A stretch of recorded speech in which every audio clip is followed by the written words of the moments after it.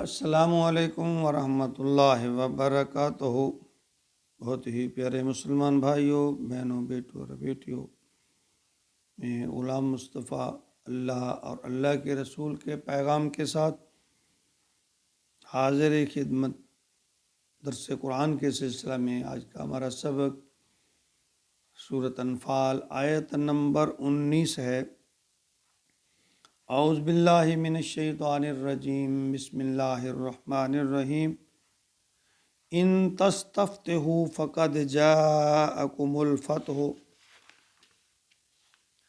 فإن تنتهوا فهو خیر لکم وإن تعودوا نعد ولن تغنی عنکم فئتکم شیئا ولو کثرت وأن اللہ مع المؤمنین۔ اس آیت مبارکہ میں ایک بہت خاص واقعے کی طرف اللہ تعالیٰ نے اشارہ فرمایا جو عام مسلمان شاید ان کے علم میں نہ ہو۔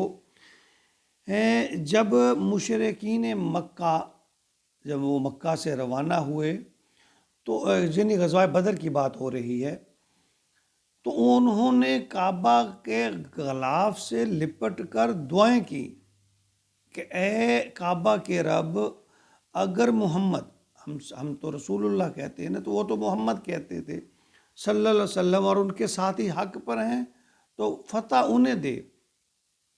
یعنی ان کا یہ گمان تھا کہ ہم حق پہ ہیں۔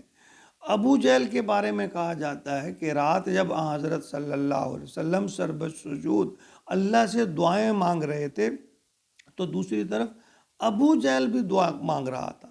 دراصل ان کی عقلوں پر پردہ تھا، وہ حق کو پہچان نہیں سکے۔ وہ حضرت صلی اللہ علیہ وسلم کو نعوذ باللہ فسادی، رشتے کاٹنے والا، یکجہتی کو نقصان پہنچانے والا سمجھتے تھے۔ وہ چاہتے تھے اور دعا کرتے تھے کہ اس جنگ میں واضح فیصلہ ہو جائے کہ حق کی فتح ہو جائے، حق کس طرف ہے۔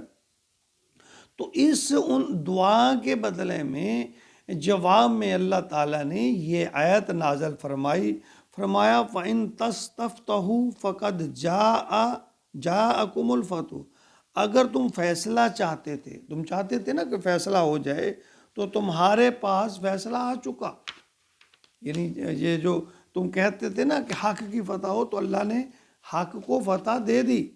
وَإِن تَنْتَهُوا، اور اب بھی اگر تم باز نہیں آؤ گے، فَهُوَ خَيْرٌ، باز آ جاؤ، فَهُوَ خَيْرٌ لَكُمْ، تمہارے لیے بہتر ہے۔ اب بھی اگر تم راہ راست پر آ جاؤ تو تمہارے لیے بہتر ہے۔ وَإِن تَعُودُوا نَعُدْ، اگر تم نہیں کرو گے، یعنی تم پھر یہی کام کرو گے، تو اللہ فرماتے ہیں میں بھی اسی طرح دوبارہ تمہیں ذلیل و خوار کروں گا، رسوا کروں گا۔ وَلَن تُغْنِيَ عَنْكُمْ، اور تمہاری یہ جو فئتکم، جو تمہاری جمعیت ہے، تمہارے لوگ ہیں، وہ تمہارے کام نہیں آئے گی شیئم، کچھ بھی۔ وَلَوْ کثرت، اگر تم کثرت، یعنی تمہاری جو کثرت ہے، تو کثرت مال ہے یا کثرت تمہاری جو افرادی قوت ہے کثرت میں، اللہ فرماتے ہیں وہ تمہارے کام نہیں آئے گی، خواہ کتنی زیادہ بھی ہو۔ وَأَنَّ اللَّهَ مَعَ الْمُؤْمِنِينَ، اللہ تعالیٰ ایمان والوں کے ساتھ ہے۔ یعنی اس آیت میں اللہ تعالیٰ نے، یعنی جو ابو جہل تھا، وہ سپہ سالار تھا اس لشکر کا، اسلحہ تھا، ساز و سامان تھا، وہ چاہتے تھے کہ اب مسلمانوں کو بس ایک دفعہ نا ان کو تہس نہس کر دیں، اور وہ خود کہتے تھے کہ یوم الفرقان ہے، یعنی یہ فیصلے کا دن ہے۔ اور اللہ تعالیٰ نے پھر ثابت کر دیا، وہ یعنی ابو جہل سے منقول ہے کہ وہ یہ دعا اللہ تعالیٰ سے برائے ان کے الفاظ ملتے ہیں کہ اللہم اقطعنا للرحم وعصانا بما لا نعرفہ فاہنہ غدا، یعنی اے اللہ، جس شخص نے ہمارے رحم میں رشتے کاٹ دیے، ہمارے پاس وہ کچھ لے کر آیا جو ہم سے پہلے ہم نہیں اسے پہچانتے ہی نہیں تھے، تو کل اس کو کچل دے۔ یعنی ابو جہل وہ یعنی اللہ تعالیٰ نے ان کی عقلوں پہ پردہ ڈال دیا تھا. وہ یہ سمجھتے تھے کہ محمد صلی اللہ علیہ وسلم نے نعوذ باللہ خاندانوں کو بانٹ دیا ہے، ان میں دشمنیاں پیدا کر دی. کہ دیکھیں جو لوگ جو نبی اکرم صلی اللہ علیہ وسلم کا کلمہ پڑھ لیتے تو وہ یعنی ان کے مقابلہ میں اگر ان کا رشتہ دار بھی آ جاتا تو ان کو مرنے مارنے پہ کوئی دریغ نہیں ہوتا تھا. تو وہ کہتا تھا ایسے ذہن بنا دیے ہیں کہ یہ لوگ اپنے خاندانوں سے کٹ کر رہ گئے ہیں، بس اللہ تو فیصلہ کر دے، اگر وہ سچے ہیں تو پھر انہیں فتح دے دے، اگر ہم سچے ہیں تو ہمیں فتح دے دے. یعنی یہ پورے کفار جو ہیں یہ بیت اللہ سے کہتے ہیں کہ دعا مانگ کے نکلے تھے ان کے سردار. اور ابو جہل تو بار بار یہ دعا کر رہے تھے کہ اللہ جو حق پہ ہے اس کو فتح دے دے. تو اللہ اس آیت میں بالکل واضح طور پہ فرما رہے ہیں کہ میں نے تمہاری اس دعا کو قبول فرمایا کہ تم جو لوگ اس وقت دعا مانگ رہے تھے کہ اللہ فیصلہ فرما دے، تو پھر میں نے فیصلہ کر دیا.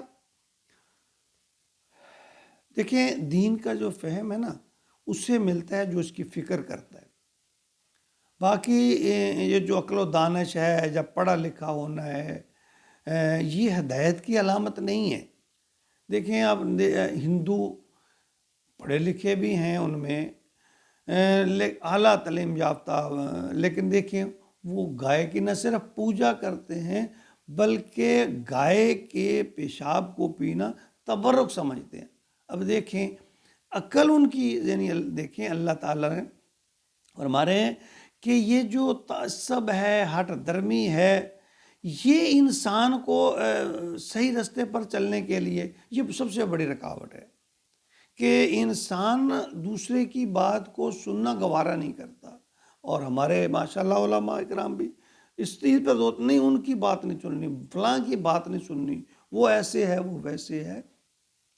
دیکھیں عقل و شعور، دینی علم ہونا یہ اور بات ہے، ایمان دل میں پیدا ہونا یہ اور بات ہے.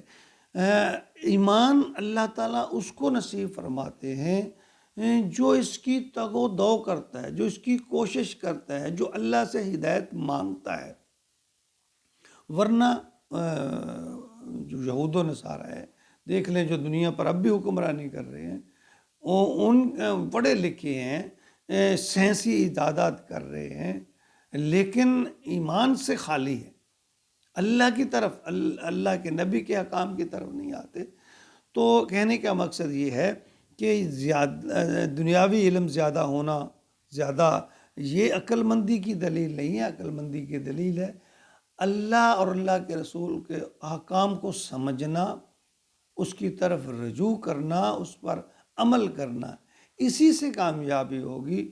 ورنہ دنیاوی علم اللہ تعالیٰ کو، اللہ تعالیٰ نے نبی پاک صلی اللہ علیہ وسلم کو بھی ایک دعا سکھلائی تھی کہ اے میرے محبوب تم دعا کیا کرو کہ اللہم انی اسألک علما نافعا، یعنی نافع علم.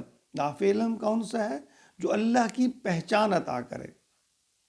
تو ہمیں بھی یہ دعا کرنی چاہیے کہ اللہ تعالیٰ ہمیں اللہم انی اسألک علما نافعا، اللہ ہم نفع بخش علم کا تجھ سے سوال کرتے ہیں. اللہ تعالیٰ ہمیں اس کے پیغام کو یعنی اللہ اپنے احکام کو، آیات کو سمجھنے کی توفیق عطا فرمائے اور ساتھ عمل کی توفیق بھی عطا فرمائے. آمین. وما علینا الا البلاغ.